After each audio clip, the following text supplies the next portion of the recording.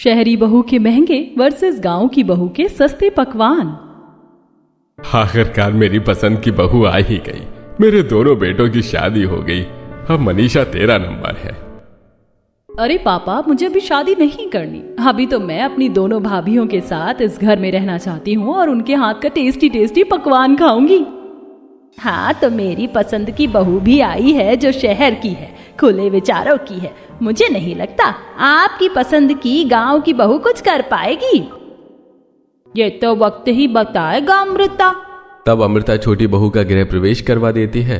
तब सुधा देवी उर्फ दादी सास, अरे ओ मरियम उस्मानी, एक बहू की आरती गृह प्रवेश करवा दी है, बड़ी बहू की कौन करवाएगा?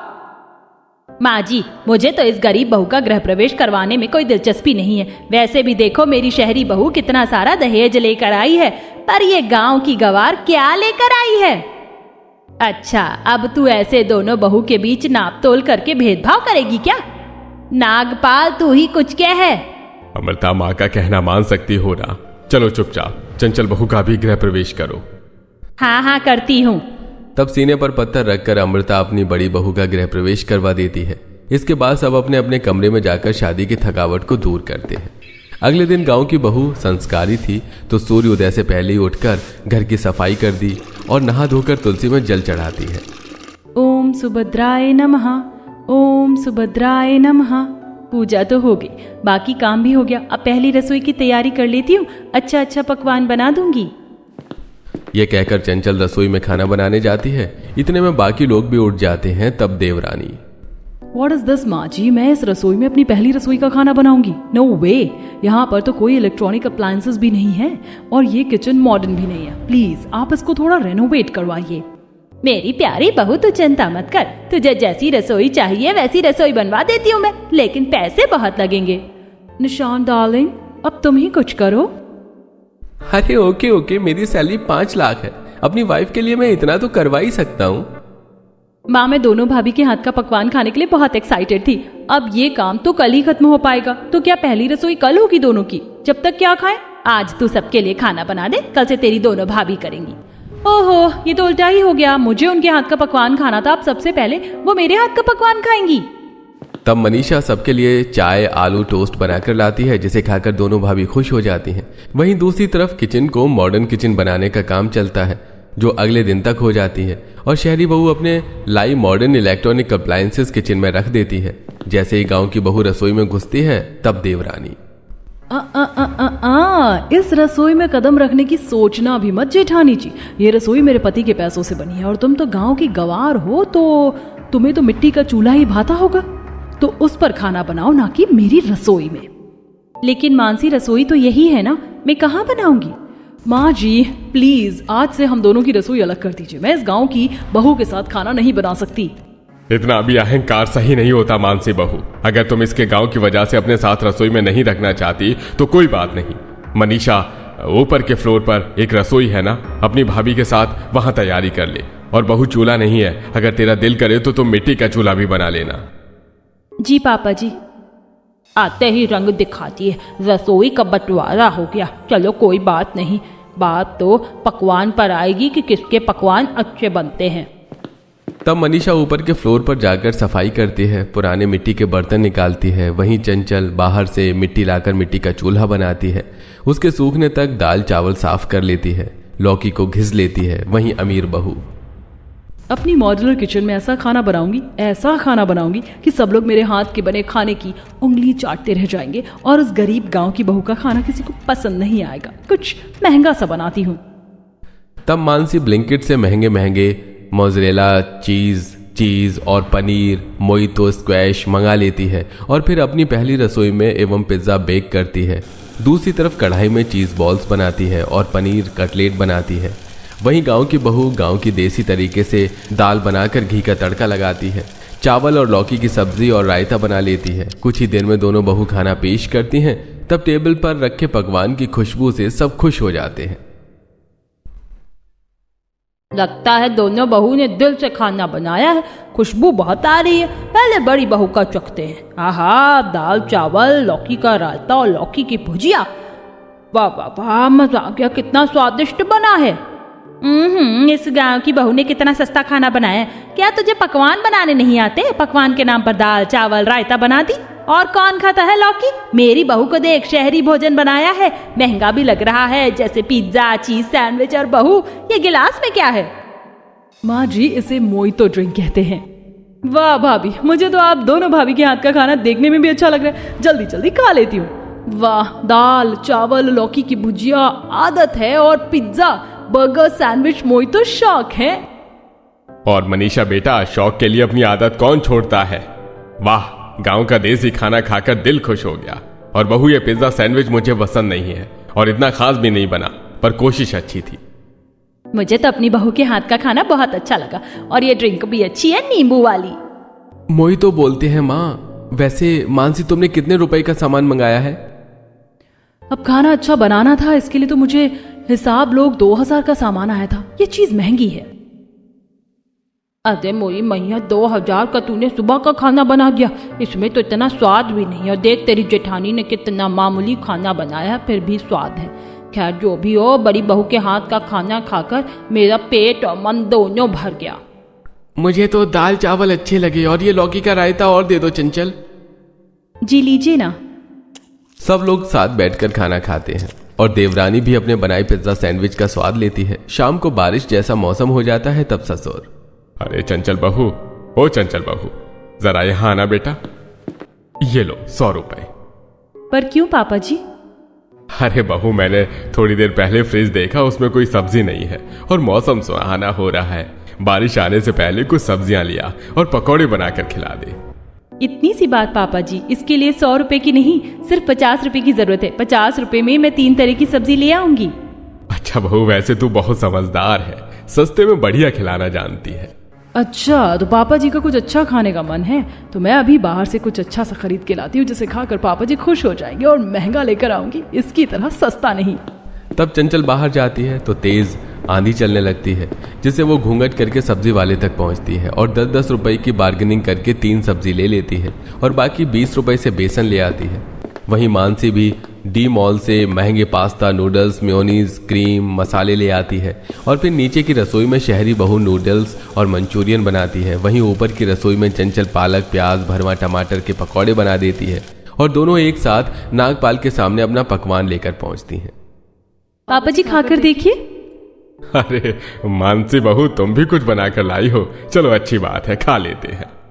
तब खिड़की से ठंडी बारिश की बौछार अंदर आने लगती है, जिससे सबका मन खुश हो जाता है, और सब एक साथ दोनों बहू के हाथ का पकवान खाते हैं।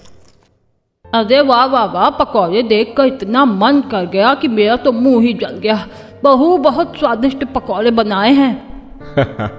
अरे वाह, मुझे अपनी बहू की तारीफ करने देती, पर कोई बात नहीं। छोटी बहू, तुमने ये चाइनीज मैगी जैसा क्या बनाया है? नूडल्स मंचूरियन है पापा जी, खाकर देखिए, बहुत टेस्टी लगता है, वो भी ऐसे बरसात के टाइम में तो बहुत। आप लोग परेशान मत होइए, ये गाजर गोभी सब्जी से ही बना है, फिर ग्रेवी में डाल दिया। अरे भाई, इसमें तो बहुत मिर्च है, और ये गिला गिला मंचूरियन पकौड़ा बिल्कुल अच्छा नहीं लग रहा। इससे अच्छा तो बहू तू सूखा ही दे देती। भाभी, थोड़ा नमक कम है मंचूरियन में। ओवरऑल अच्छे हैं नूडल्स और मंचूरियन, अच्छा हुआ आपने बना दिया। वाह मेरी प्यारी बहू, बहुत दिनों बाद मैं नूडल्स और मंचूरियन खा रही हूँ, बहुत खूब। थैंक यू माँ जी। और मनीषा, आप दोनों को तो मेरा खाना पसंद आया। अरे चंचल बहू, चाय खत्म हो गई, जरा चाय और पकौड़े और छान कर लिया। लाई दादी जी। तब चंचल और पकौड़े चाय लेकर आती है और सुधा देवी को देती है। सब लोग बारिश के समय दोनों बहू के हाथ का पकवान खाकर समाचार सुनते हैं। ऐसे ही दिन गुजरते हैं, जहां बड़ी बहू पति की कम कमाई से सस्ता सामान लाकर घर में बेहतर पकवान बनाकर खिलाती थी, वहीं छोटी बहू पति के पैसों को हवा में उड़ाकर महंगा महंगा ग्रोसरी से सामान लाती है। कभी पिज्ज़ा, चाउमीन, बर्गर तो कभी मोमोज बना देती है। पकवान के नाम पर उसे पूरी कचौड़ी बनाना तो बिल्कुल भी नहीं आता था। एक दिन अमृता, अरे मानसी बहू, बेटा भूख लग रही है, कुछ अच्छा सा बना दो। माँ जी, व्हाइट सॉस पास्ता बना दो, बहुत टेस्टी बनेगा। पर बनाती तो है नहीं। ठीक है बहू, लिया। अरे चंचल बहू, देख तेरी देवरानी तो पास्ता बना रही है, मुझसे ये नहीं खाया जाएगा, तू कुछ देसी खाना बना कर ला। जी दादी जी। तब बहू अपनी रसोई में जाती है, चूल्हा जलाकर एक पतीला चढ़ा देती है। साइड में लौकी, सीताफल और आलू के छिलके को अच्छे से धोकर गैस पर 1 घंटा उबालकर पीस देती है और फिर सिलबट्टे पर लहसुन की चटनी के साथ बेसन मिलाकर चीला बना देती है, जिसे खाकर सुधा देवी। वाह वाह वाह बहू, तूने तो मेरा दिल खुश कर दिया। क्या बनाया है तूने, बहुत स्वादिष्ट है।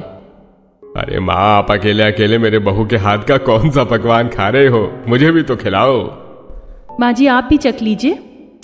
तब अमृता, नागपाल भी खाते हैं। अरे बहू, ये तूने कैसे बनाया? बहुत बढ़िया बनाया है। अरे दादी जी, पापा जी, मैंने 3 सब्जी के छिलकों से ये चीला बनाया है, एकदम बारीक पीस कर, और सिलबट्टे से लहसुन लाल मिर्च चटनी बनाकर। लाई बर्बाद भी नहीं हुआ, पैसे भी नहीं लगे और पौष्टिक भी है। करम जली देहाती, तूने मुझे सब्जियों का छिलका बनाकर खिला दिया। अरे गाय भैंस बकरी समझ रखा है क्या तूने मुझे? अपने चहीते लोगों को खिला रही है, उन्हीं तक रख ये सब चीज। वाह वाह वाह, इसे कहते हैं गांव की देसी चोरी, जो बचाए एक एक अठन्नी। और इस बात को अमृता कभी नहीं समझ सकती। समझना भी कौन चाहता है। सो तो है माँ, और एक हमारी छोटी बहू है जो बाहर से न जाने क्या क्या लेकर आती है और अटरम शटरम महंगा सामान बनाकर खिलाती है, जिसमें स्वाद भी नहीं होता। हाँ नागपाल बेटा, तू सही कह रहा बहू, तू कितना मेहनत करती है, जा खुद भी खा ले। तब कॉलेज से भीगकर नंद घर आ जाती है और व्हाइट सॉस पास्ता पर टूट पड़ती है। वाह मानसी भाभी, आपने ये बनाया? पता है अभी मेरा यही खाने का मन कर रहा था और आपने बना दिया। जितनी खुशी के साथ मनीषा व्हाइट सॉस पास्ता खाती है, उतनी खुशी के साथ प्लेट को दूर कर देती है। क्या भाभी, इसमें आपने चीज अच्छे से ब्लेंड नहीं किया और ठंडे भी हैं, मुझे नहीं खाना। अरे चंचल भाभी, आपने कुछ बनाया है क्या? हाँ, तेरी चंचल भाभी ने गर्मा गर्म चीले बनाए हैं, वो भी लहसुन की चटनी के साथ। जा खा ले और कपड़े बदल, वरना जुकाम हो जाएगा। ठीक है पापा, थोड़ा सा आपकी प्लेट से खा रही हूँ। आहा, क्या गरम गरम टेस्टी चीला है, और ये चटनी तो बहुत मस्त है। इतना कहकर मनीषा कमरे में जाकर कपड़े चेंज कर लेती है। ऐसे दिन गुजरते हैं। छोटी बहू सस्ते में गोभी के पराठे, आलू के पराठे, प्याज के पराठे, सस्ती सस्ती चीज़ बनाकर खिलाती है और पैसे जोड़ती है। वहीं अमीर बहू pizza, bread, chole bhature, chicken, paneer, महंगे पकवान बनाकर खिलाती है, फिर भी किसी का दिल नहीं जीत पाती। इसी बीच मानसी और अमृता बाहर महंगे रेस्टोरेंट में जाकर खाना खाते हैं। अगले दिन, बहू तू उस रेस्टोरेंट में ले गई थी ना, बहुत अच्छा खाना था, इस बार हम सब चलेंगे। हाँ माँ जी, लेकिन इससे भी ज्यादा महंगे रेस्टोरेंट में जाएंगे। मैं तो कहती हूँ सब एक ट्रिप पर बाहर घूमने चलते हैं। ये तूने अच्छा कहा छोटी बहू, मेरा भी मन कर रहा है कि ऐसे मौसम में हम सब कहीं बाहर घूमने चले, तो आज ही निकलते हैं। ठीक है दादी जी, लेकिन मुझे 2-3 घंटे दे दीजिए, मैं बाहर से शॉपिंग करके आ जाऊँ। मैंने अपने लिए कपड़े नहीं लिए। ठीक है, जल्दी जा, हम सब पैकिंग कर लेते हैं। तब घर के बाकी लोग पैकिंग करते हैं। वहीं चंचल रास्ते में सबके लिए आलू और दाल की कचौड़ी बनाकर रख लेती है, साथ में अचार। वहीं मानसी अपने कपड़ों की शॉपिंग करके आ जाती है और वो परमिशन लेकर जीन्स टॉप पहनती है। पूरा परिवार एक बस में बैठकर हिल स्टेशन पर पहुंचता है, जहां दूर दूर तक कोई रेस्टोरेंट नहीं होता। फिर एक रेस्टोरेंट आता है जिसका खाना खाकर किसी को अच्छा नहीं लगता। अरे बहू, तूने एक एक खाने की डिश 2-2 हजार की मंगवाई है, और ये है हिल स्टेशन। मेरा तो पेट नहीं भरा ये मान चाव सूप, चिली पोटैटो खाकर। बात तो आप सही कह रहे हैं बहू, तूने 10,000 का बिल बनवा दिया। मानसी, थोड़ा देखकर रेस्टोरेंट में लाना था ना, वैसे भी पहाड़ों पर सब महंगा होता है। देखो पेट भी नहीं भरा और उनके पैसे और बन गए। आप सब बाहर चलो ना यहाँ से, मैं घर से बनाकर कुछ लाई थी, वही खाते हैं, पास में चाय की दुकान है। अरे वाह बेबी, ऐसे समय में तो तुमने मुझे खुश कर दिया। अब घर का खाना खाकर पेट क्या, मन भी भर जाएगा। सभी महंगे रेस्टोरेंट से निकलकर चाय की टपरी पर जाते हैं, जहां बहू घर की बनाई कचौड़ी निकालती है। कुछ लोग अचार से खाते हैं तो कुछ चाय के साथ। हाय मर जावा, मैं गुड़ खाकर कितनी अच्छी दाल कचौरी और आलू कचौरी बना कर लाई है बहू, तू रास्ते के लिए। तुझसे ज्यादा समझदार मैंने इस घर में कोई नहीं देखा। मुझे तो लगता है ये बुढ़िया दादी सास और पापा जी इसके बने पकवान से नहीं, इसकी तारीफ करके अपना पेट भरते हैं। जब देखो चंचल बहू, चंचल बहू। भूख तो मेरी भी शांत नहीं हुई, इसी की बनी कचौड़ी खा लेती हूँ। जेठानी जी, पर इतना दिमाग कहाँ से आता है? आपने रास्ते के लिए पहले ही खाना पैक कर लिया।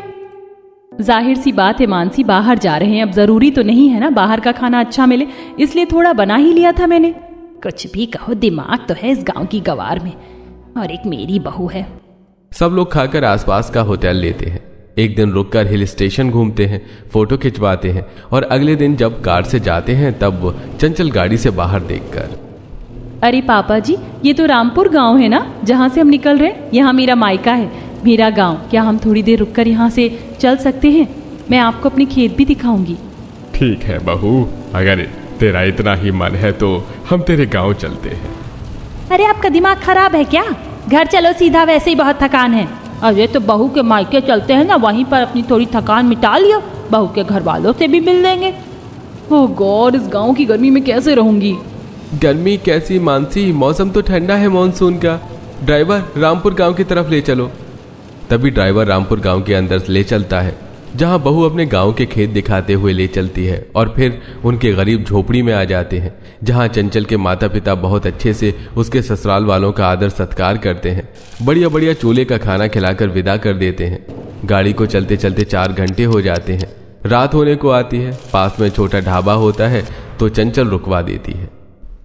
माँ जी, पापा जी, दादी जी, कुछ देर पहले आप सबको भूख लग रही थी ना? अब तो सुबह का खाना खाया पच गया होगा। हम इस ढाबे पर खाना खाते हैं, ये बहुत अच्छा बनाते हैं, बहुत पुराना ढाबा है। जेठानी जी, आपका दिमाग तो ठिकाने पर है ना? इतने छोटे ढाबे पर इतना सस्ता खाना खाकर हम सबको अपनी तबीयत खराब करने का कोई शौक नहीं है। वापस गाड़ी में बैठ जाओ। अरे मानसी, ऐसी कोई बात नहीं है, सच में बहुत अच्छा खाना बनाते हैं। पापा जी, सूरज जी, निशांत, मनीषा, तुम सब खाओगे? हाँ हाँ भाभी, मुझे तो बहुत जोर से भूख लगी है। हाँ तो चलो। सब लोग ढाबे में बैठकर कढ़ी चावल, राजमा चावल, दाल मखनी, सलाद का स्वाद लेते हैं। उन्हें देख अमृता और मानसी के मुंह में भी पानी आता है। बहू, उन्हें इतने अच्छे से खाता हुआ देख मुझे भी भूख लग रही है। चल हम भी चलते हैं। मुझे भी भूख लगी है माँ जी, चलो।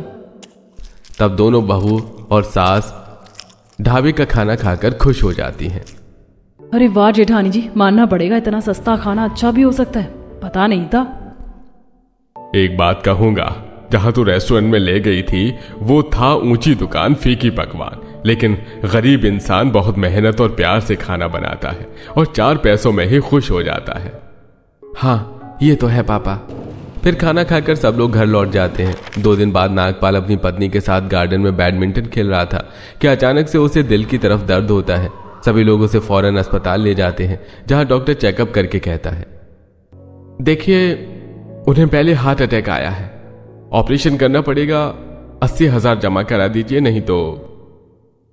ये नहीं हो सकता, उन्हें कुछ नहीं हो सकता। निशांत बेटा, जल्दी से पैसे जमा कर तेरे पापा को बचा ले। वो माँ, मेरे अकाउंट में कोई पैसे नहीं है। सबके सब ट्रिप और खाने पीने में मानसी ने खर्च कर दिए। मानसी, लॉकर में पैसे होंगे ना, घर से लेकर आ जाओ। नहीं निशांत, मैंने लॉकर से भी पैसे निकाल लिए थे 2 हफ्ते पहले खाने के लिए। कैसे बहू बेटे हो तुम जो अपने बाप का इलाज नहीं करवा सकते? इतना कमाने का क्या फायदा जब सब खर्च ही करना था तो। दादी जी, माँ जी, आप सब परेशान मत होइए, पापा जी ठीक हो जाएंगे। मैंने घर पर कुछ पैसे जोड़े हैं, आज मेरी बचत काम आएगी। मैं घर से पैसे लेकर आती हूँ, लेकिन 50,000 ही हैं। चंचल, तुम चिंता मत करो, बाकी के पैसे मैं अपने दोस्त से लेकर आ जाता हूँ। दोनों पति पत्नी पैसों का इंतजाम करते हैं और फौरन अस्पताल में जमा करते हैं, जिससे नागपाल का ऑपरेशन हो पाता है और 2 दिन बाद वो स्वस्थ घर लौटता है। तब देखा अमृता, बहू को तुम सस्ता सस्ता बोलती गई, उसी के पैसों की वजह से आज मेरी जान बच पाई है और तुम्हारी एक्सपेंस से बहू कुछ नहीं कर पाई। बिल्कुल ठीक कहते, जिसे मैंने कभी ठीक से अपनाया नहीं, वही हमारे सबसे बड़े संकट में देवी बनकर आई। माफ कर दे चंचल बहू। मुझे भी माफ कर दीजिए जेठानी जी, अब मैं आपकी तरह पैसे भी बचाऊंगी और अच्छा खाना भी बनाऊंगी। मुझे खुशी है कि अब हम सब साथ साथ हैं। इस तरह दोनों बहू बहन बनकर रहती हैं और एक ही रसोई में घर वालों को अच्छा अच्छा पकवान बनाकर खिलाती हैं।